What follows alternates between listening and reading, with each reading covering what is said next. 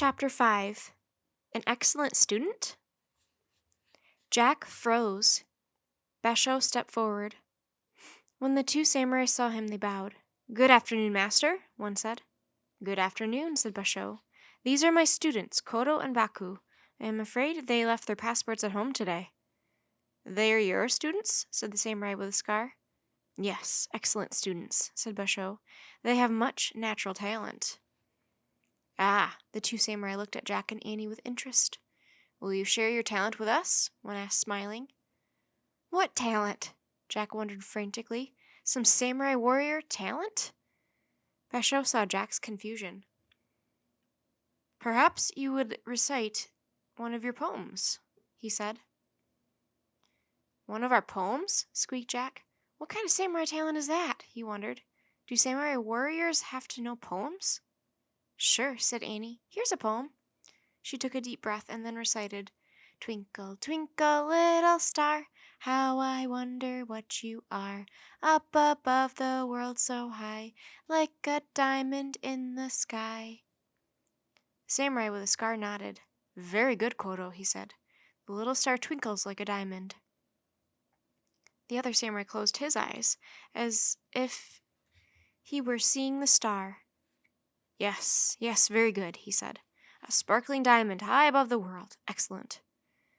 Both samurai then turned to Jack. "And you, Baku?" one said. Jack stared at them. He couldn't remember any poem, not even a nursery rhyme. A poem? Right," said Jack. Let's see. Okay." He took a breath and said, "I love Japan. Oh man, I really love Japan. The land of Japan is cool." Jack bit his lip. He knew his poem was bad. He glanced at Annie. She looked as if she were trying not to laugh. The dark-eyed samurai turned to Basho. "An excellent student?" he said. Basho nodded. "Well, yes. Baku has a special talent. He needs work, but the talent is there." The samurai frowned. "You say he left his passport at home, Master Basho? Where is his home?" Just then the drum beat started again. The samurai turned to look. A new sumo match was beginning. The two samurai moved closer to the ring to get a better look. Basho turned to Jack and Annie. "We should leave now," he said calmly.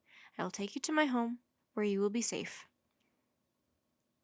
Jack, Annie, and Basho quickly left the sumo crowd and blended in with shoppers walking down a busy street.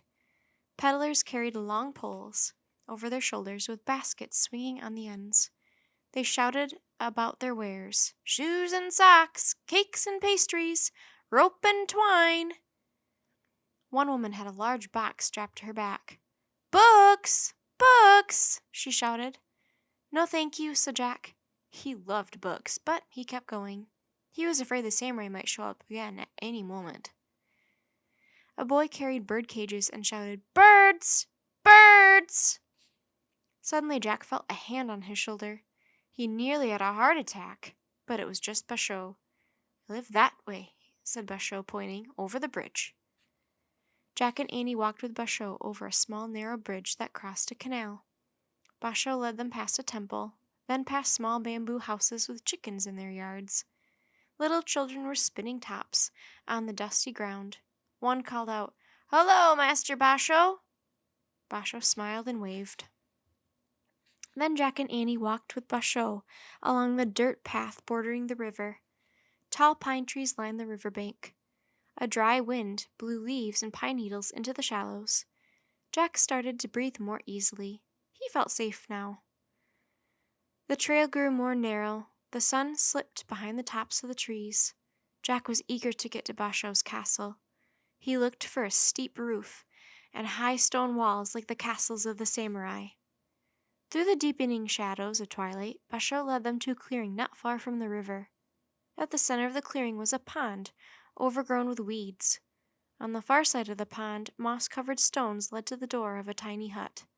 The hut was made of bamboo and had a roof of wood shingles.